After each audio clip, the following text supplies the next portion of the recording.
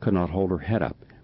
This fatigue left her unable to move, and then the flu-like symptoms and severe abdominal pain hit her.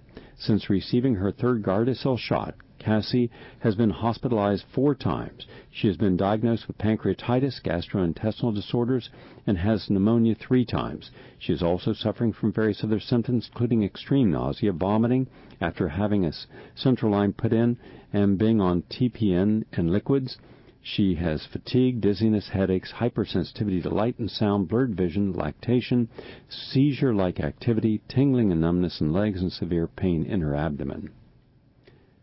Because these reports are not double-blind, placebo-controlled, randomized studies, our medical institutions make the claim that these are not definitively linked to the vaccine. The CDC continues to ignore the growing number of reports detailing terrible reactions to Gardasil.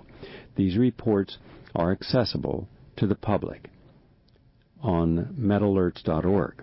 In a presentation before the American Academy of Neurology, scientists from the University of Medicine and Dentistry of New Jersey reproduced alarming evidence of a connection between the human papillomavirus and several serious syndromes. The researchers discovered that girls were up to 600% more likely to develop GBS in the 6 weeks following injections of Gardasil. The dangers associated with Gardasil extend to infants, despite the claim by Merck that, quote, it is not known whether vaccine antigens or antibodies induced by the vaccine are excreted in human milk, unquote.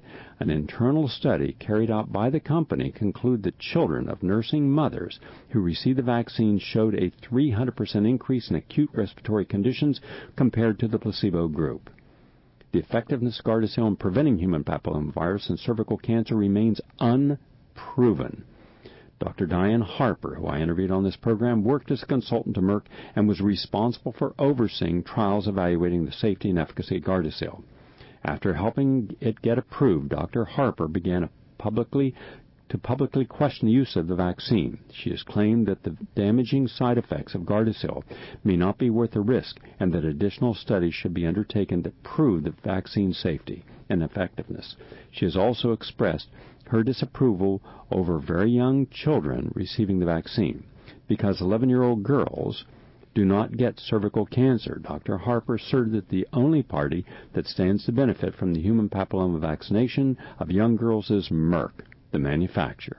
In one case involving a child who developed Lou Gehrig's disease after being vaccinated, Dr. Harper posited that Gardasil was the likely cause. In addition, Dr. Harper has brought attention to the fact that a truly effective human papillomavirus vaccine would need to remain effective for 15 years to prevent cervical cancer in women, and also that we would have to vaccinate every single 11-year-old girl in the United States for the next 60 years to have any measurable effect on rates of cervical cancer.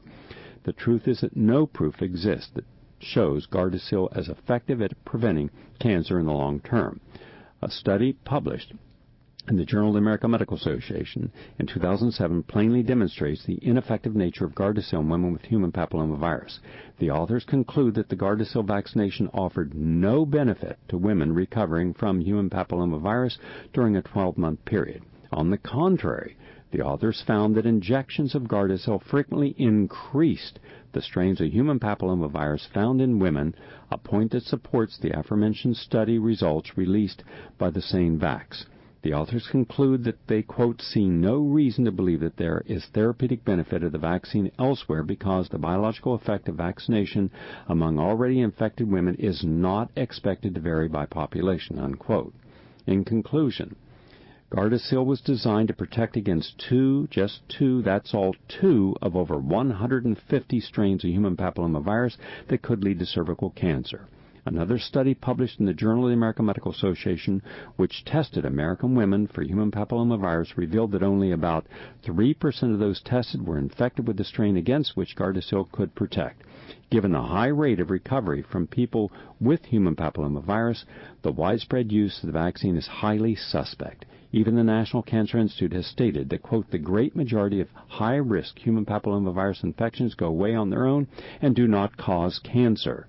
I repeat, quote, the National Cancer Institute has stated the great majority of high-risk human papillomavirus infections go away on their own and do not cause cancer. In fact, 90% of all cases of human papillomavirus disappear within 2 years. Cervical cancer is nearly 100% curable when detected early. According to data from the CDC, there were no deaths from cervical cancer in females below the age of 21 in a 4-year period, 2003-2007. Advances in medicine, regular use of pap smears to detect cancer have helped decrease the incidence of cervical cancer in the United States by over 50% since the 1970s. Examining health data from Finland and the UK, Dr. Harper and her colleagues concluded that human papillomavirus vaccinations actually give a false sense of security to many young women and girls who in turn opt out of regular pap smear tests. According to Dr. Harper, this trend has resulted in exponential increases in rates of human papillomavirus. I'm Gary Null, and all the scientific citations to support my special report are online at ProgressiveRadioNetwork.com. Thank you very much for listening. Have a good day.